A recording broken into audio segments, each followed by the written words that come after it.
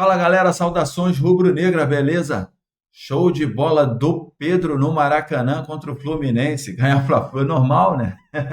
Flamengo acabou com o Fluminense no Maracanã, poderia ter goleado, não goleou, perdeu a chance de golear, sofreu um pouquinho de pressão ali no fim. Vamos aí estar interagindo com a galera do Linha de Passe. Link na descrição do vídeo para a ESPN. Se inscreva no canal, você que não é inscrito, ative o sininho das notificações e dá um like para o seu amigo rubro-negro. Vai incentivar cada vez mais, eu estar trazendo conteúdo para vocês aí. Eu estar interagindo com vocês também. Logo depois do vídeo, um breve comentário meu sobre a análise da bancada. Bora para o vídeo sem mais delongas. A partir de agora, virando a chave, vamos ouvir Leonardo Jardim depois de Flamengo 2, Fluminense 1. Bora lá. Existia um momento que foi um momento, primeira parte, e até a bola na trave, e depois, de uma forma fortuita, apareceu o gol do Fluminense. Porque naquele momento estávamos mais próximos de fazer o terceiro do que, eventualmente, eles fazerem o gol. Não foi a primeira parte e a segunda, foi até esse momento. Depois, com certeza, depois das situações que nós falhamos, depois da pressão que nós exercemos durante 75 minutos, sofrendo um gol, um pedacinho de geringonça, bate num lado e que trai o nosso guarda-redes, pronto, a equipa ficou um pedacinho mais amarrada, não consegui já pressionar tão, e o adversário fez o seu papel, que era, pensava que estava um dia de sorte, ia tentar empatar o jogo e a gente tentou defender.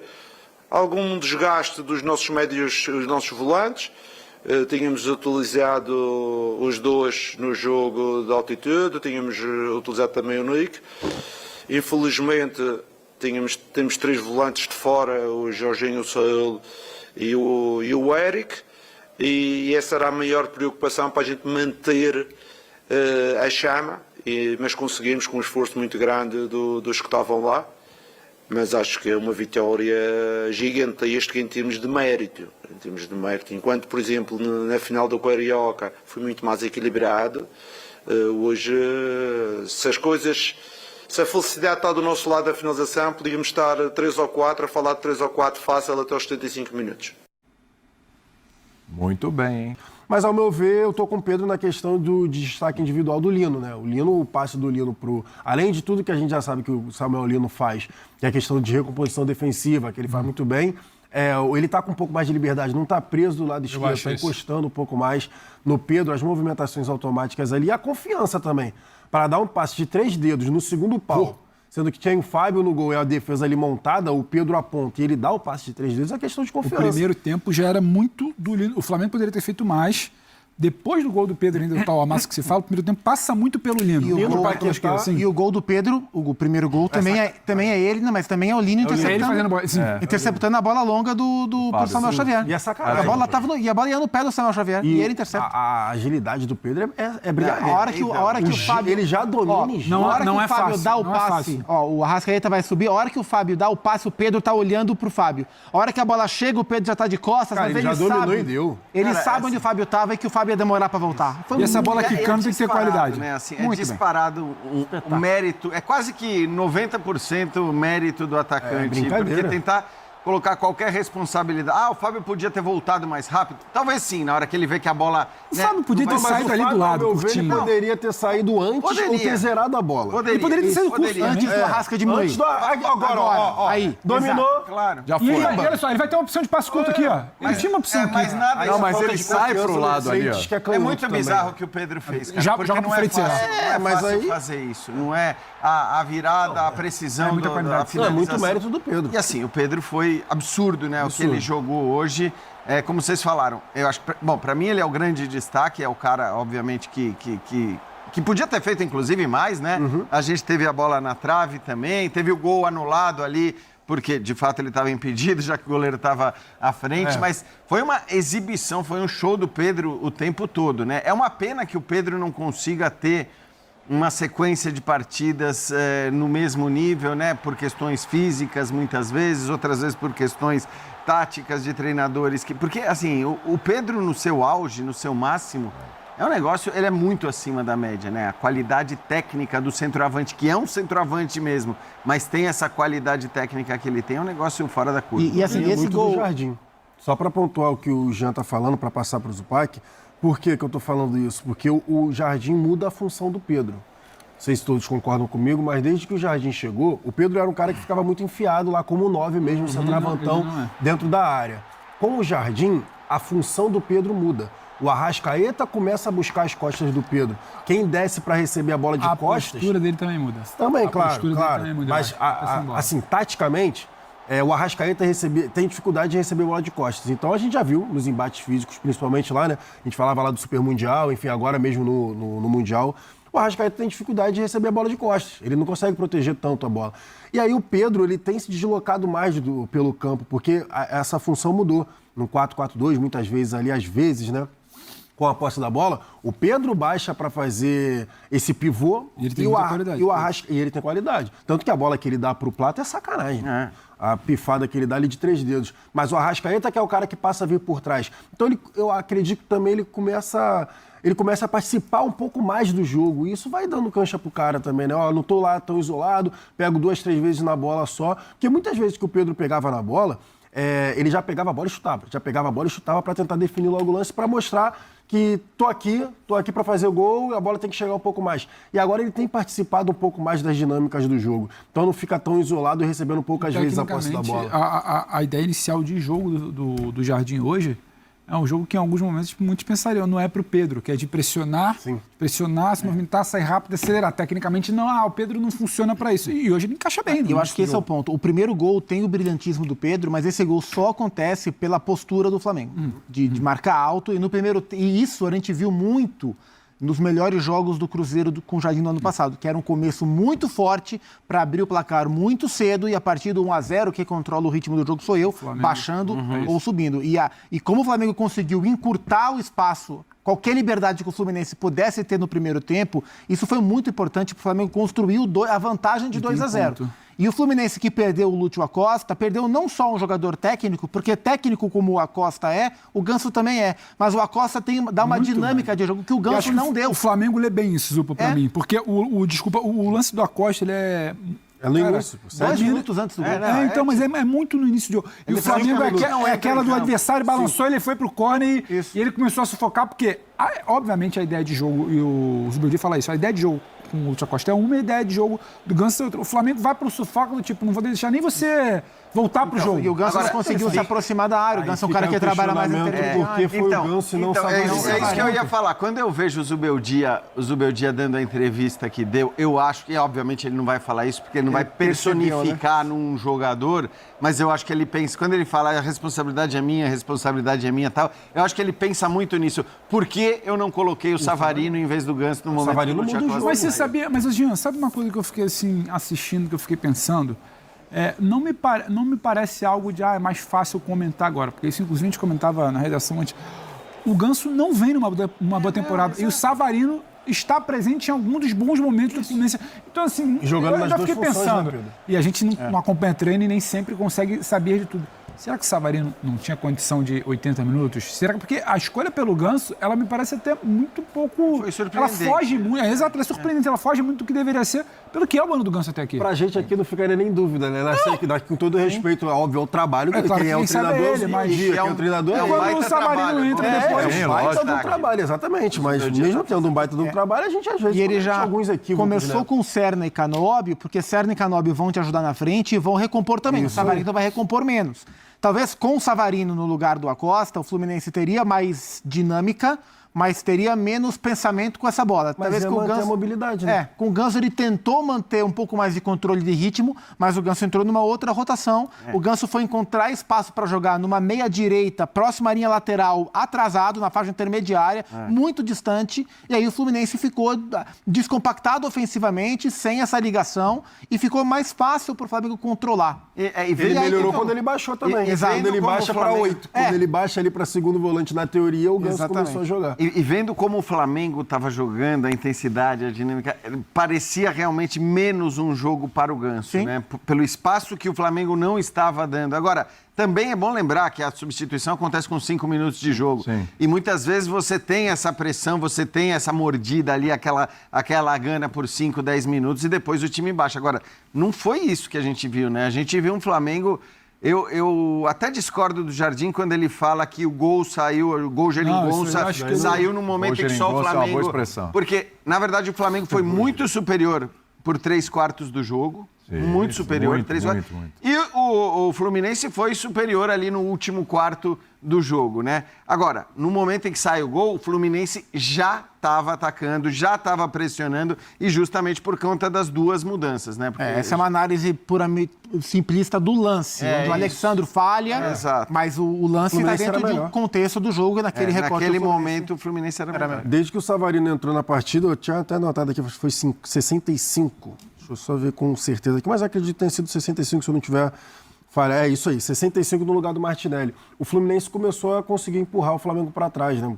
Aí a desgaste de alguns jogadores. O Paquetá para mim fez um ótimo jogo, fez uma ótima partida de fato, até depois ali, né, entrando na mente, teve uma hora que ele e o Ganso ficaram discutindo, teve aquele passe lá bonito que ele deu também, enfim, mas ele participando muito mais do jogo centralizado, para mim não tem discussão. O Paquetá participa muito mais no jogo quando ele está ali de 8, né, enfim, na função centralizada do que aberto, mas ao meu ver ele cansa. E aí o Fluminense vai naquela empolgação, só que começa a ter um pouco mais de espaço à frente da área. Acho que esse foi o ponto principal. A frente da área do Flamengo ficou meio que desocupada, e aí o Fluminense começou a conseguir girar o jogo, e aí o Savarino, que aí entra mais ainda a discussão do porquê não o Savarino no início, porque o Savarino foi fazendo justamente essa função ali, da meia para dentro, conseguindo circular nas costas dos volantes e conseguindo fazer todo mundo jogar. Aí era a bola no Castilho, era a bola nos pontas, enfim, todo mundo conseguindo circular por ali. O cenário era um pouco diferente, porque eu entendo, porque o Fluminense estabelecido no campo de defesa do Flamengo, o Savarino jogando. Mas até para o cenário do início do jogo, que era o Fluminense tendo que sair da pressão e a dinâmica, o Savarino te dá muito mais dinâmica. Ele não te dá só a criação. Parecia você tá uma escolha melhor por vários motivos. Nas duas situações era a melhor opção. E aí fica essa dúvida do porquê o Zubeldia, e acho que é o que vocês falaram.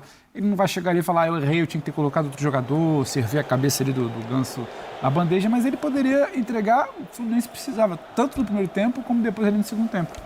Para mim é o grande questionamento desse Fla-Flu.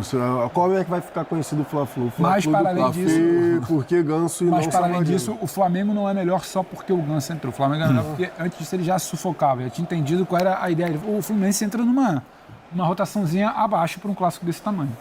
Agora, dá para destacar, a gente falou aqui alguns nomes já, falar individualmente aí de Samuel Lino. Sim, muito. Né? Porque quando a gente, que eu disse aqui, né? Flamengo, até a hora que o Fluminense começa a rodar ali a área e sai o gol, para mim, tinha sido a melhor exibição do Flamengo sob o comando do Leonardo Jardim. Né? E até, talvez esse ano, hein? Talvez não deixa de ser, porque o clássico tem disso, do outro time, que é um time que a gente também tem. Porque quando a gente fala, clássico não tem jogo e tá aquela conversa, tem jogo sim, ó. Teve um Flamengo dominante boa parte do jogo. Mas isso se deve muito, eu queria ver de vocês, pensando pelo Zupa, a atuações individuais também muito acima do que a gente estava vendo. Samuel Lino, por exemplo. Quando foi a última vez que a gente viu ele atuando assim? Paquetá para mim. Paquetá hoje. Mas é aquela questão. Pedro, muito bem. É o coletivo que influencia mais individual ou individual que... Quando tá todo mundo bem, o coletivo fica mais forte. As duas coisas. O Plata, por exemplo... propaganda da bolacha, não biscoito. O Plata, por exemplo... O Plata é bem lembrado também. Que mesmo com Eu não vou entrar nessa discussão. Estou de brincadeira. Todos os contextos de brincadeira. que cercam a questão do Gonçalo Plata, dentro de campo, fora de campo. Tecnicamente, o Plata é um cara que, na hora H, toma muita decisão errada. Mas o que ele corre, e nesse jogo que o Flamengo fez, de encurtar o espaço do Fluminense, de botar intensidade desde o princípio, ele foi um corredor muito forte pela direita, com o Lino desequilibrando mais pela esquerda, mas o Plata sendo um cara importante pela direita. Então, acho que dentro desse olhar, a semana do Flamengo foi muito bem gerida pelo Jardim. Ele escolheu os melhores jogadores para a proposta do jogo de Cusco, que era um jogo mais físico no meio-campo e mais vertical na hora de definir, com o Bruno Henrique definindo bem, com o Plata jogando na esquerda, definindo bem também, com o Paquetá de 10 para dar uma bola um pouco mais longa, para ter o chute de entrada da área. E hoje escolheu os melhores jogadores tecnicamente e que fisicamente também estavam mais frescos para fazer o jogo dominante que o Flamengo fez. Então acho que o grande vencedor da semana é o Leonardo Jardim. Ele fez escolhas muito boas para os 2 jogos e através dessas escolhas o Flamengo foi exatamente o time que deveria ser. Não foram escolhas óbvias. Na altitude de Cusco e hoje dominante, especialmente no primeiro tempo no Maracanã. Eu acho muito isso. Por que eu citei tanto o Paquetá ali quando você perguntou, William? Porque o Paquetá tinha todo esse debate. Mas o Paquetá não tem que vir de beirada, como viu o Felipe Luiz, tem que vir como um 10 centralizado. Então talvez ele vai bater com o Arrascaeta, vai ser um outro. Não, mas quando ele está na base, quase que alinhado ali com o primeiro... Hoje foi diferente. Sim. Hoje ele joga o campo inteiro. Ele baixa, como disse Jailson, ele baixa para sair, ele chega para finalizar, ele chega pela esquerda para associar com o Nino, ele chega com a direita para distribuir, e ele não é exatamente um cara nem alinhado e nem próximo do Arrascaeta. O Arrascaeta é um cara mais à frente do meio, e sem bola, em muitos momentos, o Everson é o primeiro cara de meio campo. Então, você começa a ter uma outra solução, diferente das 3 anteriores apontadas para o Paquetá. E ele vai bem. Porque toda a dinâmica de primeiro tempo, para mim, a associação com o Nino é explorado, mas era uma faixa de campo. Outros jogadores bem, o Pedro na faixa de campo. O Paquetá, em todos os setores do campo, ele vai bem no primeiro tempo. E ele que vai dando dinâmica do Flamengo no primeiro tempo. Isso eu gostei bastante. E eu tenho algumas questões com o Paquetá pressionando, que eu acho que ele chega muito mais, às vezes, ali num bote faltoso de parar jogar. Hoje não, hoje eu gostei de como ele estava pressionando sem necessariamente dar esse bote faltoso, ocupando muito bem. Ele erra muito, né? Exatamente, e eu gostei então porque ele vai bem no que ele se propõe a fazer em todos os momentos do jogo ali, o Paquetá no primeiro tempo, principalmente. Ele vai mal, né, nessa questão de dar o bote. Né? Então ele toma amarelo. Ele chega, ele ocupa, ele tem um vigor ali, mas ele... Vai tirando, ele tem necessidade de morder, mas pode ir tirando. Tanto que hoje, se eu não estou enganado, ele só foi naquela que ele até conseguiu tomar a bola, não lembro se era o Martinelli, enfim, ele consegue tomar a bola. O Martinelli mal, hein? Ou seja, o Martinelli o João Fluminense passa muito pelo Martinelli. O Martinelli encaixotado toda hora e sem jeito pra jogar. Teve a hora que ele errou um passe pro lado esquerdo, que ele mesmo botou a mão já na cabeça ali, fiz besteira. Um jogo sem o Lúcio e com o Martinelli mal, mina muito as possibilidades do Fluminense. Mina muito. Com relação a esses atletas, a gente falou, o time do Flamengo ele tem o melhor elenco da América do Sul. Isso a gente sempre falou, e realmente em termos de elenco, né? Você na quarta-feira, no meio de semana, você está lançando mão do Bruno Henrique porque você precisa de um cara com essa característica. É isso. Hoje você está falando da partida do Pedro. Hoje você está botando o Paquetá para corrigir que você não tem Pulgar por ali, que o De La Cruz... É muita opção. Na quarta lançou muita mão opção. do Arrasca também. É muita opção, exato. Porque você escolhe quando vai botar o Arrascaeta no jogo. A gente fala do melhor elenco, só que a gente ainda não conseguiu ver esse elenco com todos os jogadores. Claro, isso é quase impossível. Todo mundo à disposição. Mas todo mundo à disposição. Sempre e todo mundo num bom nível. Porque reclamação Plata, tá devendo há muito tempo. Eu achei que o Plata teve a semana boa. Teve uma semana pra boa. Mim, o Plata teve uma semana... Você elogiou o Jardim? Para mim, o Plata teve uma semana boa. Os caras, eles estão dando indícios sempre de recuperação. Mas foi uma opção, né? Porque era para ele ter sido expulso. Exato, que aí ele deu... ia ter os dedos apontados. Claro, foi salvo. Mas, de fato, ele jogou bem. Ele jogou bem, é isso. A gente está falando de bola do Plata. Exatamente. A gente não falava de bola do Plata. Então, ele tem um problema muito sério, o Zupa já falou de finalização. É um problema gravíssimo de finalização que ele tem. Mas, assim, você começa a ter indícios de que o Plata começa a melhorar. Sim.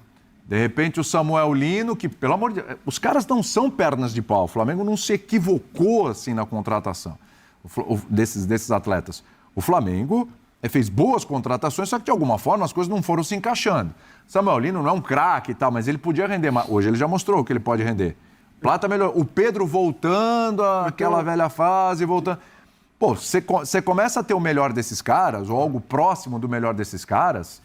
É a melhor notícia que o torcedor do Flamengo pode ter, porque tá sempre alguém, 2, 3 ali estão devendo, não tá na melhor fase, tem o Saúl até agora que precisa voltar também. Hoje começa sem os 2 titulares, na teoria, que é o Jorginho e Pulgar, né? Exatamente. E o Jardim consegue ali... São titulares absolutos. Exatamente, consegue ali mexer na equipe. Um sinal de alerta, ao meu ver, é pro Pulgar e pro Carrascal agora, né? Porque a expulsão do Carrascal é besta, como disse o Jean Beira ali... todo respeito, é idiotice, porque ele entra por trás da tesoura no jogador do Fluminense. E no setor... não era contra-ataque, não ia ser nada. Mas aí ele consegue, de fato, por conta do elenco, como você bem falou, Ele consegue ali mexer, né, na equipe, bota o Paquetá meio que para controlar ali, o Everton Araújo fazendo o primeiro volante. E ele tenta replicar o que ele faz com os titulares, né? O Pulgar fazendo às vezes de terceiro zagueiro, muitas vezes pela direita, né? E o Jorginho é o cara que vai tentando fazer a saída de bola. Ele tenta abrir o Everton Araújo dessa forma, só que o Fluminense também já começa a entender que se pressionasse o Everton Araújo, poderia conseguir roubar a bola. E aí muitas vezes ele começou a inverter, aí mexe no Paquetá. O Everton Araújo vai ser ali, vai proteger o meio-campo e o Paquetá baixando. Aí você pensa, né? O Paquetá que às vezes era ponta direita, fazendo a saída de bola com os zagueiros. Aí os caras, pelo amor de Deus, olha o que esse cara tá fazendo com a maior contratação, né, da história do Flamengo, botando o cara para sair com os zagueiros. Mas é o Paquetá, como disse o Pedro Ives, de todo o campista ali, conseguindo fazer todas as funções do meio-campo muito bem. E hoje, ao meu ver, o jogo passou muito por ele. Ele conseguiu controlar o jogo completamente. Então, a partir de agora. Então, galera, vamos lá, vamos por partes. O Pedro fez um golaço, o Flamengo foi superior realmente ao Fluminense, antes mesmo da lesão do Acosta, da infelicidade do Acosta, né? Somos rivais, mas a gente nunca torce por uma fratura na realidade tem um ser humano ali, né? Infelicidade, a gente não quer para nós, nossos jogadores também, eu também não quero para os jogadores, né, dos nossos adversários. Mas, enfim, o Flamengo já estava melhor. O Zubeldia, na minha ver, também errou para a nossa sorte, para o jogo ficar mais... Não digo nem sorte, mas foi bom para a gente, né? O jogo ficou melhor para nós. Já estava bom, a gente perdeu chances, né? O Pedro poderia ter cavado naquela do Plata. O Plata voltou a jogar bem, né? Deve ter mudado o seu comportamento. Ele com certeza levou uma dura ali da direção do Flamengo de futebol e da comissão técnica, né? O Lino também fez uma bela partida, jogou muitíssimo bem, né? O Lino fez um cruzamento que a bancada não... Parece que o cruzamento foi normal. Um cruzamento de 3 dedos, com muita categoria. E o Pedro com mais categoria ainda, com o peito, né, fazendo o segundo gol. O Flamengo, na minha opinião, aí era para ter saído aí com uns 4, 5, né? Um 5-0 aí, eu acredito que não teria essa falha do Alexandro. Canhoto, até para defender, procura ir com a perna certa, né? Ficou todo torto ali para tentar cortar a bola, acabou uma bola que ele era para ter deixado para a direita, né? Para a perna direita dele, que era o fundo de campo.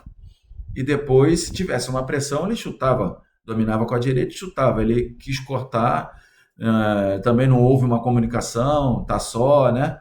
Tá sozinho. Enfim, ele tentou cortar e teve a infelicidade. E aí o 2-1. No lance que o Fluminense foi melhor, realmente o Fluminense, o Savarino era para ter entrado na vaga do Acosta, né? Mas acredito que tenha esse lance de minutagem não só no nosso clube, mas no futebol tá assim.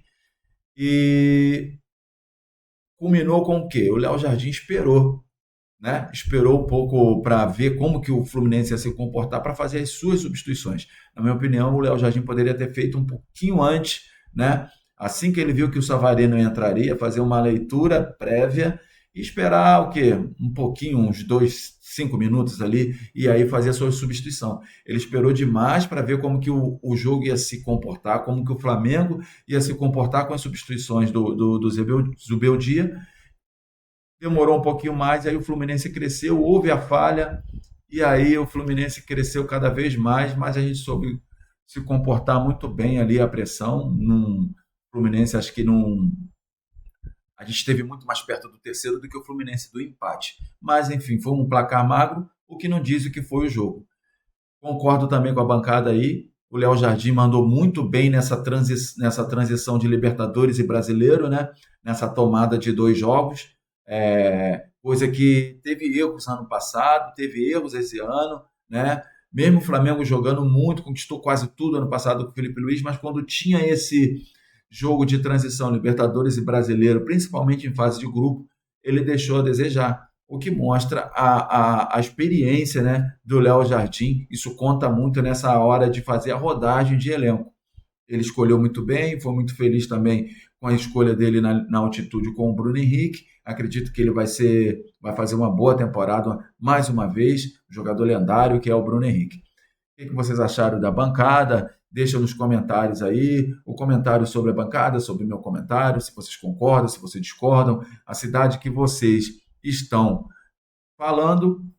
Mais uma vez eu peço que se inscreva no canal, ative o sininho das notificações e dá um like pro seu amigo rubro-negro. Até a próxima, galera. Valeu!